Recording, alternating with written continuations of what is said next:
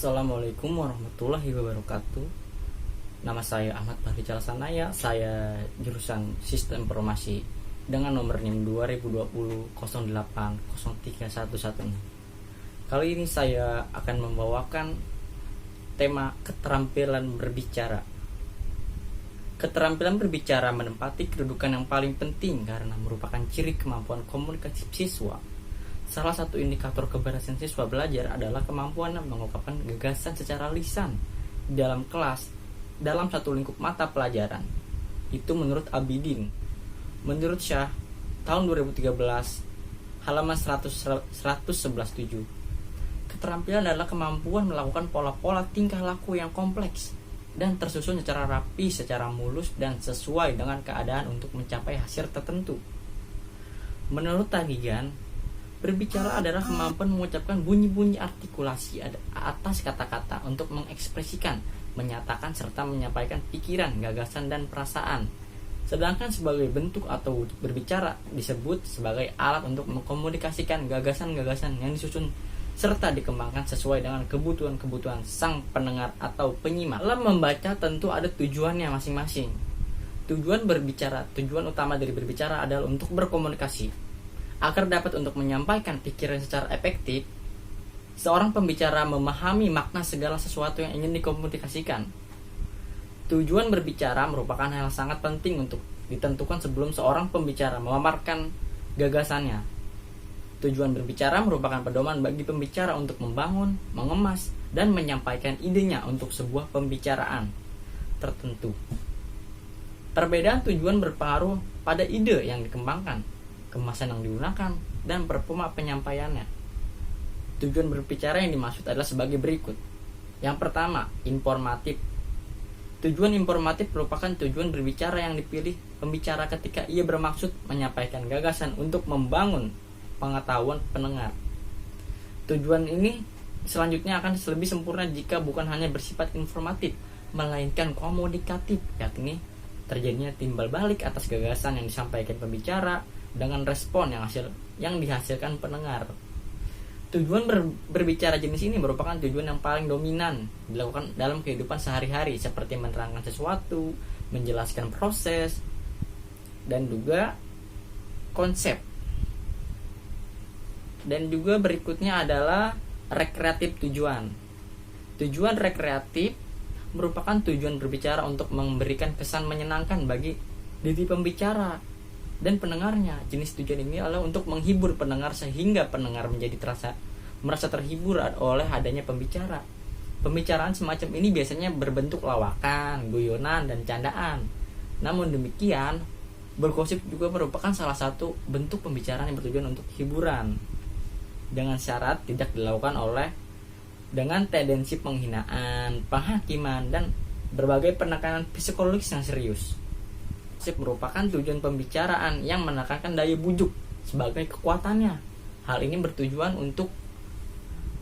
agar pembicara lebih menekankan pada usaha mempengaruhi orang lain untuk bertindak sesuai dengan apa yang diharapkan pembicara tersebut melalui penggunaan bahasa yang halus dan penuh daya pikat. Tujuan berbicara jenis ini banyak digunakan oleh seorang dalam berkampanye, propaganda, penjualan, dan lain-lain. Dan yang terakhir adalah argumentatif. Tujuan argumentatif merupakan tujuan berbicara untuk meyakinkan pendengar.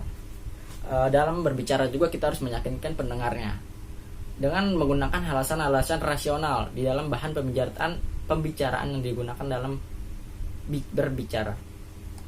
Jenis ini biasanya digunakan dalam kegiatan diskusi ilmiah, keilmuan, dan debat politik. Manfaat keterampilan berbicara: hampir semua pembesar yang tercatat sejarah dan bos besar di dunia sangat terampil dalam berbicara. Contohnya Presiden pertama Indonesia yaitu Soekarno, Jack Ma, Mark Zuckerberg. Sebab berbicara adalah salah satu penyampaian gagasan dan menjadi sarana berbagai pengetahuan antar kelompok dan antar individu yang efektif. Manfaat keterampilan berbicara adalah sebagai berikut. Yang pertama, komunikasi dengan antar individu dan kelompok menjadi lebih efektif, melancarkan pertukaran informasi, menambah kepercayaan, menambah karisma dan wibawa. Salah satu faktor mempermudah memperoleh pekerjaan, itu yang paling penting. menambahkan level nilai dalam diri, bisa mendapatkan kepercayaan dari masyarakat. Selain itu, ada beberapa faktor yang mempengaruhi kemampuan berbicara seseorang. Beberapa faktor tersebut adalah sebagai berikut. Yang pertama, kepekaan terhadap fenomena. Faktor ini berhubungan dengan kemampuan pembicara untuk menjadikan sebuah fenomena sebagai sumber idenya. Seorang pembicara yang baik akan mampu menjadikan segala sesuatu yang ada di lingkungannya menjadi topik pembicaraan agar mampu menghasilkan gagasan walaupun sebuah peristiwa besar terjadi pada dirinya. Dan yang kedua ada kemampuan kognisi dan imajinasi. Kemampuan ini berhubungan dengan daya dukung kognisi dan imajinasi pembicara. Pembicara yang baik akan mampu menentukan kapan ia menggunakan kemampuan kognisinya untuk menghasilkan pembicaraan dan kapan ia harus menggunakan imajinasinya. Kemampuan kognisi dan atau imajinasi ini sangat berhubungan dengan tujuan pembicara yang ia lakukan. Yang ketiga ada kemampuan berbahasa. Kemampuan berbahasa merupakan kemampuan berbicara mengemas ide dengan bahasa yang baik dan benar. Dalam kaitannya dengan faktor bahasa, pembicara yang baik hendaknya menguasai benar seluruh tatanan linguistik dari fenom hingga sematik pragmatik, sehingga ia akan mengemas ide tersebut secara tepat makna dan tepat kondisi. Selain itu, kemampuan ini juga berhubungan dengan organ berbicara seseorang. Seseorang berbicara yang mengalami kelainan dengan organ penghasil bunyinya akan mengalami hambatan ketika berbicara. Misalnya seorang yang cadel akan kesulitan melafalkan huruf R sehingga tuturan yang dihasilkan menjadi kurang sempurna. Kemampuan psikologis juga menjadi sangat berhubungan dengan ini. Kemampuan psikologis berhubungan dengan kejiwaan pembicara, misalnya keberanian, ketenangan, dan daya adaptasi psikologis ketika berbicara. Seseorang yang mampu mengemas ide dengan baik bisa saja kurang mampu menyampaikan ide tersebut karena tidak pede dan mendapatkan tekanan ketika berbicara. Yang kelima ada kemampuan performa. Kemampuan performa lebih berhubungan dengan praktik berbicara. Seseorang pembicara yang baik akan menggunakan berbagai gaya yang sesuai dengan situasi, kondisi, dan tujuan pembicaranya. Gaya juga berhubungan dengan perilaku ketika seseorang melakukan pembicara seperti ekspresi, kesanggupan, membangun komunikasi interaktif, dan bahkan berhubungan penampilan berpakaian dalam berbicara. Selain itu ada juga faktor-faktor non kebahasaan sebagai penunjang keefektifan berbicara, yaitu yang pertama, sikap yang wajar, tenang dan tidak kaku, pandangan yang harus diarahkan ke lawan bicara, kesediaan menghargai pendapat orang lain, dan gerak-geriknya yang paling penting. Dan yang terakhir, kenyaringan suara yang sangat menentukan, kelancaran juga relevansi atau penalaran, dan penguasaan topik. Sebelum video berakhir, ini ada video dari Mark Zuckerberg. Dia berbicara sangat baik menurut saya, dan inilah videonya. Setelah itu, video akan ditutup. Terima kasih. More than 300,000 people worked to put that man on the moon, including that janitor. Millions of volunteers immunized children around the world against polio, and millions of more people built the Hoover Dam and other great projects. And now it's our generation's turn to do great things. Now I know, maybe you're thinking, I don't know how to build a dam. I don't know how to get 1 million people involved in anything. Well, let me tell you a secret. No one does when they begin. Ideas don't come out fully formed. They only become clear as you work on them. You just have to get started. If I had to know everything about connecting people before I got started, I never would have built Facebook. Movies and pop culture just get this all wrong. The idea of a single eureka moment is a dangerous lie. It makes us feel inadequate because we feel like we haven't had ours yet. And it prevents people with seeds of good ideas from ever getting started in the first place. Oh, and you know what else movies get wrong about innovation? No one writes math formulas on glass, okay? All right? That's not a thing, okay?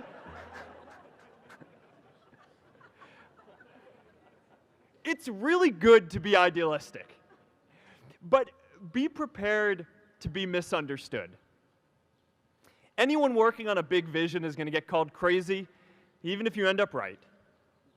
Anyone taking on a complex problem is going to get blamed for not fully understanding it, even though it's impossible to know everything up front. Anyone taking initiative will always get criticized for moving too fast because there's always someone who wants to slow you down. In our society, we often don't take on big things because we're so afraid of making mistakes that we ignore all the things wrong today if we do nothing. The reality is, anything we do today is going to have some issues in the future. But that can't stop us from getting started. So what are we waiting for? It is time for our generation-defining great works. How about stopping climate change before we destroy the planet and getting millions of people involved, manufacturing and installing solar panels? How about curing all diseases and getting people involved by asking volunteers to share their health data, track their health data, and share their genomes? You know, today, our society spends more than 50 times as much treating people who are sick as we invest in finding cures so people don't get sick in the first place. It makes no sense. We can fix this. How about modernizing democracy so everyone can vote online? And how about personalizing education so everyone can learn? These achievements are all within our reach. Let's do them all in a way that gives everyone in our society a role. Let's do big things, not just to create progress, but to create purpose.